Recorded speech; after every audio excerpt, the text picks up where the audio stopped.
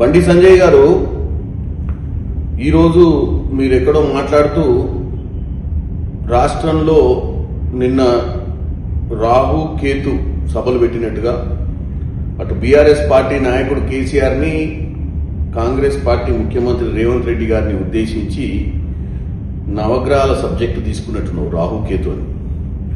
నేను ఒకటి అడగదలుచుకున్నా, మనమే గ్రహం అని.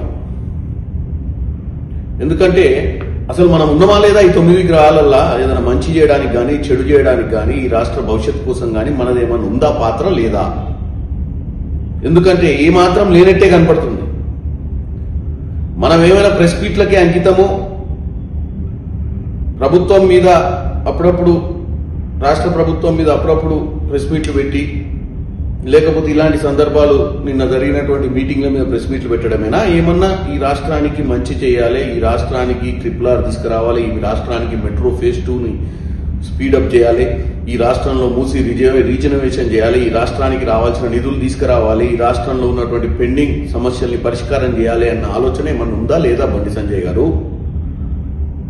ఎందుకంటే వాళ్ళు సభలు పెట్టారు, మీరు కూడా పెట్టండి సభ. నేను భువనగిరి నుంచి దగ్గర 10-15 మందిని సమకూరుస్తాం, మీరు సభ పెట్టండి.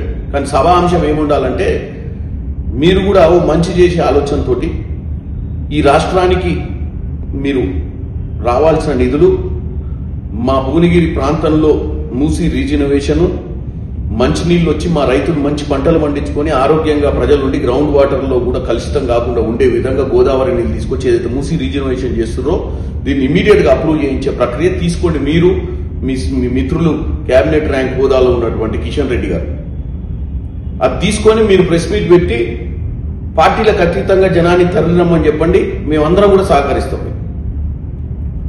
కానీ మీరు ప్రతిసారి ప్రెస్ మీట్ పెట్టి ప్రెస్ మీట్లో సారాంశం సరిగ్గా లేకుండా, మీ ఆలోచన ఏందో చెప్పకుండా కాళేశ్వరం గురించి మీరు మాట్లాడుతున్నారు బండి సంజయ్ గారు. కాళేశ్వరం గురించి లాస్ట్ ఇయర్ ఆగస్టులో 2025 ఆగస్టులో రాష్ట్ర ప్రభుత్వం అసెంబ్లీ వేదిక నుంచి మాట్లాడి సిబిఐ ఎంక్వైరీ ఇచ్చారు. ఎందుకు చేసలేరు మీరు?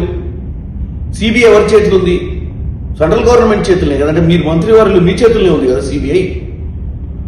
సరే, మీరు అనవసరమైన విషయాలకు కూడా సిబిఐ వాడుకుంటారు, ఈడీని వాడుకుంటారు, ఎలక్షన్ కమిషన్ వాడుకుంటారు కదా జేబు సంస్థలని.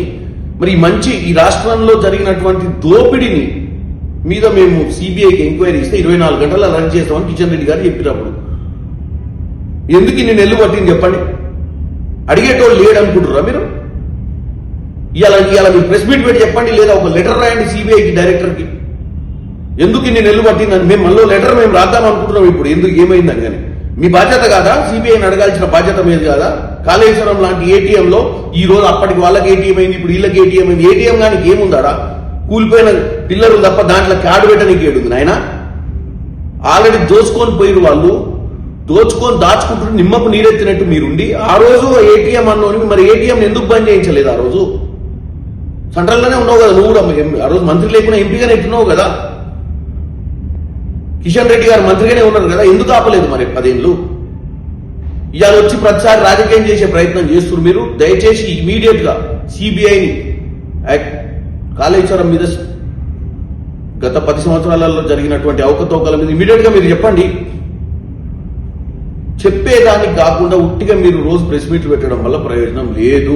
కిషన్ రెడ్డి గారు, మీరు ఏ గ్రహమో చెప్పి ఆ గ్రహం వల్ల ఈ రాష్ట్రానికి ఏం ప్రయోజనం కూడా చెప్పాలి. ఎందుకంటే ఎట్లాగో కేసీఆర్ చాలా రోజుల తర్వాత బయటకు వచ్చిండు, ఆయనకి ఏందో తెలియదు. నిన్న ఆయన ఎవరో జీవన్ రెడ్డి గారిని తీసుకుంటే ఆయన జనరల్ సెక్రటరీ చేసిండు, మా దాంట్లో ఆయన PCC ప్రెసిడెంట్ చేద్దాం అనుకున్నాం. ఒక రోజు జీవన్ రెడ్డి గారికి అర్థం కావాల్సింది ఏంటంటే ఆల్రెడీ ఇక్కడ PCC ప్రెసిడెంట్ గా పనిచేసిపోయినటువంటి పొన్నాల లక్ష్మయ్య బతికేందో ఆడ ఇప్పుడు అర్థం చేసుకుంటే తెలిసేది. పొన్నాల లక్ష్మయ్య ఎక్కడన్నా కనపడుతుండా? ఆయన సొంత వీడియోలు ఆయన చేసుకొని పెట్టుకుంటుండు సోషల్ మీడియాలో. సో జీవన్ రెడ్డి గారు, మీ పండుగ నిన్నే అయిపోయింది.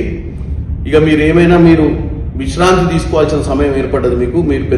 మీరు మా మీద అలిగినట్టు రోజు ఆడ అలిగితే పట్టించుకుంటూ కూడా ఉండదు. మా మీద అలిగితే అట్లీస్ట్ AICC సెక్రటరీలో PCC అధ్యక్షులు మీ జగిత్యాల దాకా వచ్చి మిమ్మల్ని బతలాడారు.